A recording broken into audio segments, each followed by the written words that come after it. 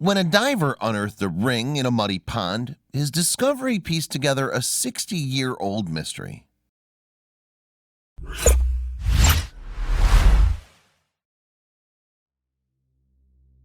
Sometimes in life you can find certain items in the most unexpected of places.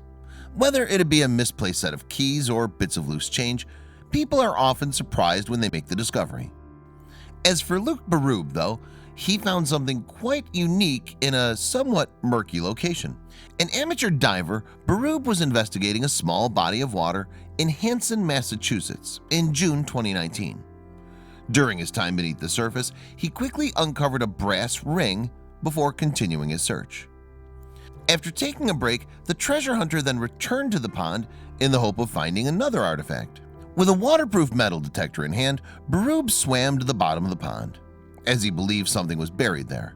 With that in mind, the diver began to work his way through the silt to reach the mystery item. It turned out to be another ring, but this one was slightly different. The second ring was in fact a commemorative piece of jewelry from an old high school in Boston, Massachusetts. While taking a closer look at the object, Berube also noticed some initials and the year it had been issued, 1960. At that point, he decided to search for the original owner. For hundreds of years, countless people across the world have been fascinated by the idea of finding lost treasures. Famous examples include the likes of Captain William Phips, who uncovered a Spanish vessel in the 17th century, and Indiana-born treasure hunter Mel Fisher. However, this isn't just a hobby. There are still many salvage businesses operating in seas around the globe, in fact, searching for old ships in our planet's waters. And if a crew is able to find one of those vessels, they're owed financial recompense that's dictated by how much the freight is worth. This particular law has been in place for around 3 decades now. Despite the financial gains on offer, though, some individuals don't focus on that aspect of treasure hunting. Instead, the sheer enjoyment of searching for something in an unexpected place is enough for them. Using tools such as metal detectors, they're able to find lost objects such as coins and jewelry well on land or even underwater. On that note, the amateur treasure hunter named Chris Turner felt the urge to start an ambitious project a few years ago. Turner is an extremely experienced detector who's been searching for valuable items for close to 5 decades.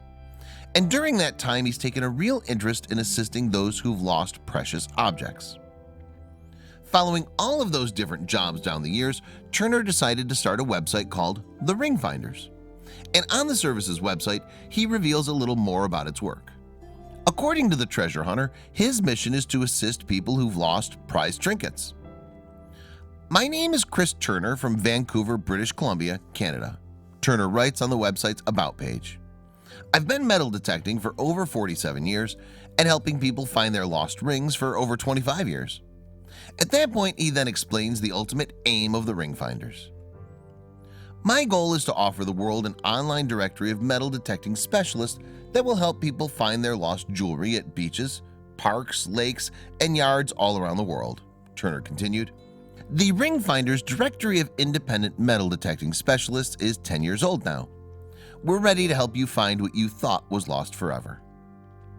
From there, Turner touches upon the overall success of his online service, sharing some impressive statistics. Indeed, in a large number of cases, the specialists have apparently been able to recover clients' missing items. And for the website founder, he's seemingly played a significant role in that respect too. My goal is to help you get reunited with your lost jewelry, Turner adds. The Ring Finders members have recorded over 5,610 successful recoveries to date and have had some amazing stories to tell on their personal blog pages. I personally have had the honor to find and return over 316 lost rings to their very happy owners. Turner also felt the need to highlight the importance of one particular aspect of the job.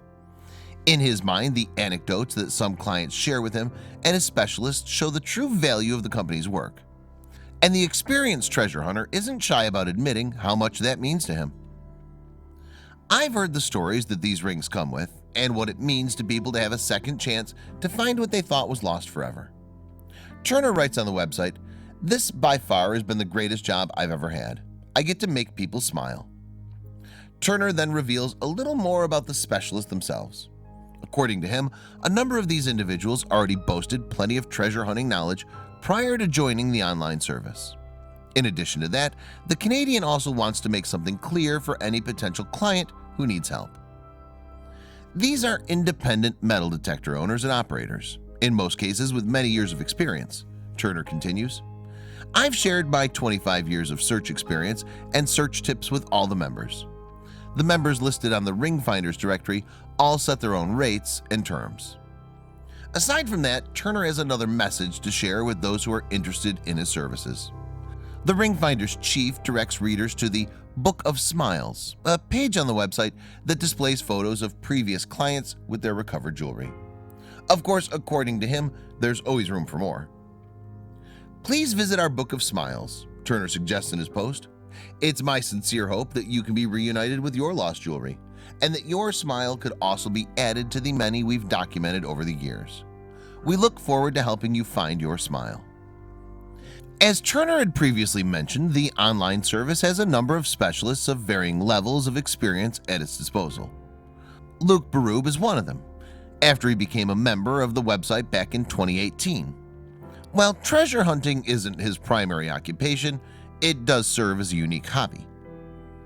My name is Luke Berube, and I am from Orleans, Massachusetts, reads a profile post by Berube on the website. I've been detecting for approximately 12 years. I'm an advanced open water certified diver, licensed boat captain, and avid mountain biker. From there, he reveals a bit more about himself. I've been spraying Line-X truck bed liners for 11 years as my profession, which takes up a lot of my time, Berube adds. But I always find a way to take some time to pursue my hobbies of detecting, diving, and biking. In the bio, the Orleans resident also confirms that he's prepared to search for items both underwater and on land. Berube's profile page also includes some other interesting information. Indeed, the amateur diver has written several blog posts detailing some of his past jobs for the Ring Finders. The content doesn't end there either, as a number of his clients have left their own reviews of his work as well. And of all those different posts, one in particular stands out. Back in June 2019, Berube's skills were really put to the test after he made a discovery in Hanson. The treasure hunter wasn't actually out on a job at that point, in fact, but the find pushed him to play the role of detective. For the past month, my hobby hunts have been rather anti-productive, other than a few old silver coins, which is somewhat depressing, Berube wrote in his blog post. I decided to go on a short road trip about an hour away from Cape Cod to an undisclosed location and pond I've never dove into before. At that point, Berube described the conditions upon his arrival, ahead of his first find. The water temperature was 70 at the surface and 65 at approximately 8 to 10 feet deep, he continued. Right off the bat, I hit a brass signet ring that looked like gold but unfortunately was not, so I kept going. And Berube indicated he stuck around for some time after finding that brass ring, hopeful of uncovering something else. But despite his best efforts, the pond still didn't appear to be offering up any other hidden trinkets. The treasure hunter consequently had a decision to make. After a couple of hours, my air was getting low, Berube recalled, so I made my way back to my vehicle to head back to the Cape to do another dive in a pond I've done very well in the past year. Before the diver left the area, though, he first returned to the pond with his metal detector one last time. And in the end, that decision from Berube proved pivotal. While heading back into the pond, I saw a solid mid-tone on the Minelab Excalibur 2, he explained, and I started digging and fanning the muddy silt on the bottom. I reached my hand in the hole and grabbed a handful of muck, but felt an unexpected target. It felt like a ring. Berube's assessment proved to be correct, in fact, as he'd uncovered his second ring of the day from the pond. However, this piece of jewelry was noticeably different to the first. As the Orleans resident soon found out, the item was more than half-century old and sported some initials, which led to an intriguing moment. It turned out to be a class ring from Gate of Heaven High School in South Boston, class of 1960, with the initials WJW, Berube revealed. I started the search for the owner but could not find any records of a person from the class with those initials. While that appeared to be a significant setback, he still didn't give up. Instead, Berube then took to social media to continue his search for the original owner. And thankfully, he made a breakthrough on that front after visiting Facebook. The diver eventually stumbled across some people who appeared to have the answer he was looking for. Feeling like I hit a dead end, I turned to Facebook and found a group of alumni from the school, which I managed to join, Berube wrote in a blog post. And I posted the find with a "help find the owner please" request. That was Sunday morning at 6 a.m. Just a few hours afterwards, Berube received the response he was after. By noon, I had a text message from a woman who was named Christine Waddell. The treasure hunter continued. She believed it could be her father's ring and that his name was William Joseph Waddell. After being informed about Berube's Facebook post, Waddell had a conversation with her father as well, asking if he knew about it. I called my dad and said, "Dad, could this be yours?" She told WBZ TV in June 2019. And he says, "Yeah." And I said, "You lost a ring?" And he said, "Yes." Waddell's father was indeed once a Gate of Heaven high school graduate and had finished his studies in 1960. As a result, he'd received the ring to commemorate his achievement, but sometime later it disappeared. To further compound the disappointment, the former student didn't even lose it himself. Instead, it was his partner who was responsible. From there, Berube touched upon what happened after Waddell responded to his message. Rather than text back, I called her and she sent me some pictures of her father, the amateur diver wrote, as well as his high school diploma from the class of 1960. Following that conversation, Berube and Waddell then discussed how the ring would be returned to its rightful owner. The latter's father lived down in Virginia, in fact, which of course is several hundred miles away from Massachusetts. On that note, she decided to take the piece of jewelry and make the delivery herself. Waddell agreed to make the trip to the Cape last night to get the ring, Berube said, so she could give it to her father this weekend, who lives in Virginia, when she goes to visit him. Meanwhile, the Orleans resident also confirmed that he'd contacted WBZ TV to cover the story, with the station's cameras subsequently capturing the handover. For Berube, though, this moment proved to be a lot bigger than some may have expected.